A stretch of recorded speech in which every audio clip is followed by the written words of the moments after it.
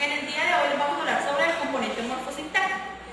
A mí me corresponde hablarles sobre la significación de los enunciados y enunciados y oraciones. La oración es la mínima unidad del habla con sentido completo, pero será realmente la oración la mínima unidad del habla. Entonces tendremos de hablar de qué es el habla. El habla es la acción individual mediante el cual ponemos en práctica la lengua. Entonces, la mínima unidad del habla es un acto de habla. De acuerdo al pasaje del Principito, vemos que se hacen unos cortes. Estos cortes los llamamos enunciados, y un enunciado es una emisión con sentido producto de un habla.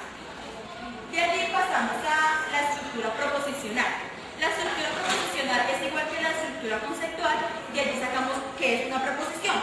La proposición es la organización conceptual de un juicio aseverativo.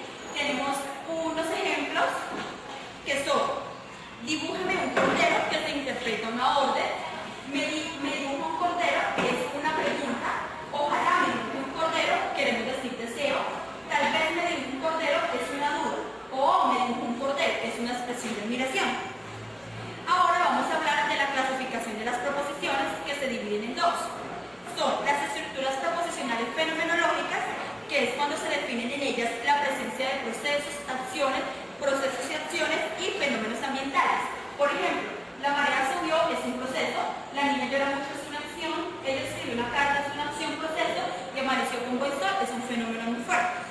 Ahora les voy a hablar de las estructuras atributivas, que son en las cuales se relaciona el concepto de cosas, de seres y las cualidades que ellas tienen. Por ejemplo, mi tío es médico, se le atribuye un oficio; la verdad es atractiva, se le atribuye una casualidad; esos niños están dormidos, se le atribuye un estado; y las flores son para la sala, se le atribuye un fin.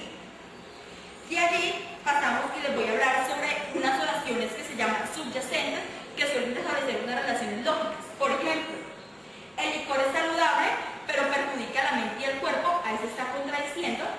Si llega hoy, lo invitaremos a la fiesta, quiere decir una condición.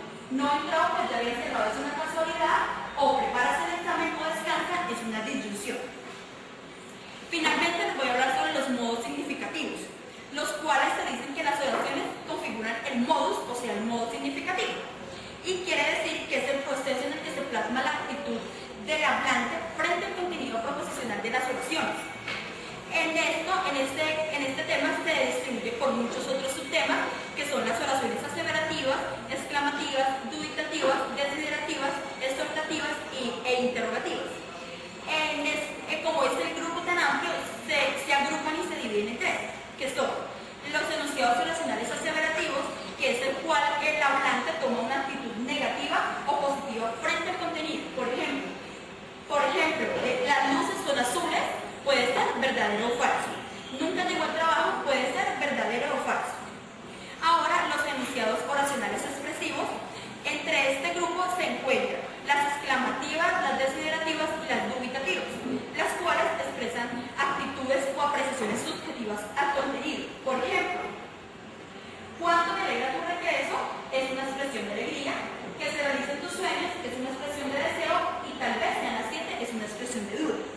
Finalmente les voy a hablar sobre los enunciados oracionales interactivos, las cuales entre ellos se agrupan las exhortativos, imperativos e interrogativos. Por ejemplo, entonces dice, expresan una actitud de interacción, bien sea de influjo del hablante al oyente o de una respuesta al interlocutor. Por ejemplo, sírvame un café, quiere decir una orden o una solicitud; que ley está vigente, es una pregunta; y debe evitarse el contacto con el fuego, es una prohibición.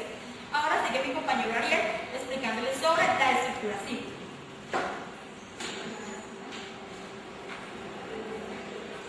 Muy buenos días, mi nombre es Ariel Eduardo Girando y voy a hablarles en lo que concierne a la estructura de la oración simple. Concepciones de la oración. A pesar de tratarse de una noción tan antigua, no es fácil establecer un acuerdo entre los lingüistas y gramáticos en lo que se entiende por oración. Son dos los aspectos en los cuales vamos a tratar, en este caso, como definición o lo que se entienda por oración. El primero es la expresión lingüística de un juicio aseverativo, o sea, la unidad gramatical portadora de una proposición. Como ejemplos podemos tomar La luna es un satélite de la Tierra. El éxito nunca llega tarde. La segunda es la unidad lingüística más pequeña, la cual puede usarse para ejecutar una acción completa. También podemos ver los ejemplos que se denotan como Miguel ganó la carrera, encontraron la casa. ¿Qué contrariedad es esta? Como segundo subtítulo tenemos estructuras, puntos de vista para el análisis. Vista la oración como expresión de proposición y como un enunciado portador de la intención comunicativa, es básicamente ya el subtítulo tenemos puntos de vista para el análisis. Vista la oración como expresión de la proposición y como un enunciado portador de una intención comunicativa, resta ya básicamente estudiar lo que concierne a la estructura de la oración, sus partes y su clasificación. Como tercer subtítulo tenemos estructuras de frase. Para la construcción de las oraciones, el hablante dispone en su lengua de un número definido de elementos, tradicionalmente llamados partes de la oración. Dichos elementos se agrupan para dar como resultado una unidad sintáctica, cual sirve para articular la oración.